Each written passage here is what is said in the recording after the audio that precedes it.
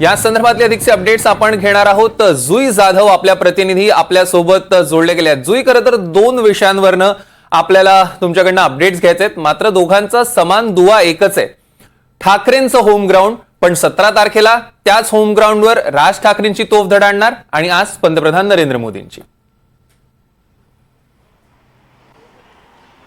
अगदीच सौरभ, आपण पाहतोय की छत्रपती शिवाजी महाराज पार्कवर सभा होणं हे प्रत्येकाची इच्छा असते आणि प्रत्येक पक्षाची ही जाहीर सभा किंवा सांगता सभा ही छत्रपती शिवाजी महाराज पार्कवरच होती।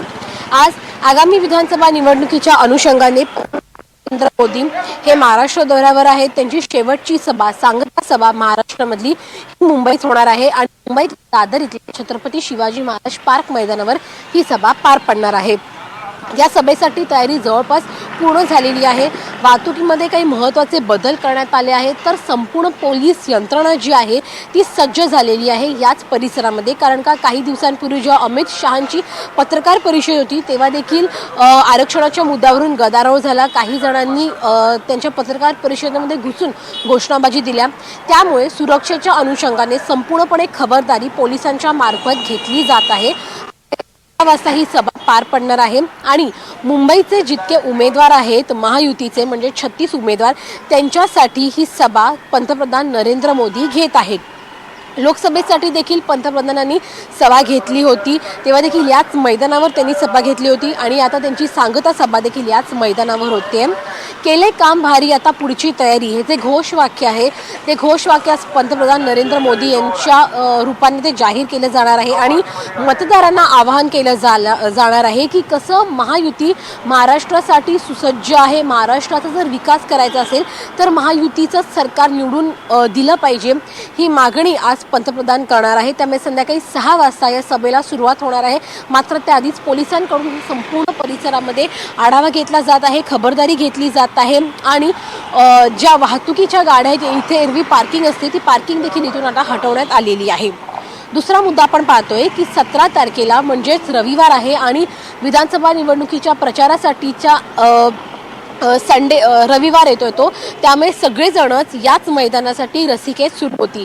मात्र शिवसेना उद्धव बाळासाहेब ठाकरे पक्ष आणि मनसे या दोघांकडूनही अर्ज करण्यात आले होते, परंतु महापालिकेचे ठराविक दिवस आहेत त्या ठराविक दिवसांमध्ये एकांचाही अर्ज बसत नव्हता। त्यामुळे जे सगळं प्रकरण आहे ते नगरविकास विभागाकडे गेलं आणि नगरविकास विभागाकडून अशी माहिती मिळते की हे मैदान पहिला अर्ज केल्यामुळे मनसेला दिलं जात आहे। म्हणजे 17 तारखेला शिवाजी पार्कवर राज ठाकरेंचा आवाज घुमणार आहे। निवडणुकीच्या आधीचा प्रचार आहे, शेवटचा टप्प्याचा प्रचार आहे।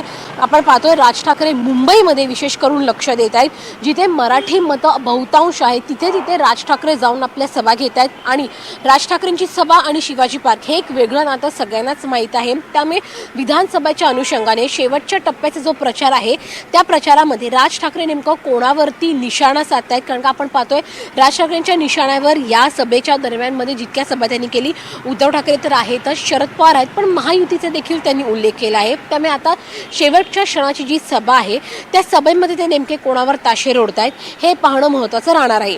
एकीकडे जिथे राज ठाकरेंना हे मैदान मिळाल्याची माहिती मिळते, तिथे दुसरीकडे उद्धव ठाकरे यांनी बीकेसीचं मैदान निश्चित केल्याची देखील माहिती मिळते। याच विभागातून राज ठाकरेंचे पुत्र अमित ठाकरे हे देखील मैदानात आहेत निवडणुकीसाठी, त्यामुळे त्यांच्या प्रचारासाठी देखील राज ठाकरे उतरलेले आहेत। आता 17 तारखेला जेव्हा ठाकरेंचा आवाज घुमेल शिवाजी पार्कवर, तेव्हा ते नेमके कोणाकोणती बाण सोडतायत हे पाहणं महत्त्वाचं राहणार आहे। सौरभ, जुई, यावर आपलं लक्ष असणार आहे, त्याचे अपडेट्स आम्ही तुमच्याकडून घेऊ। तुर्तास धन्यवाद।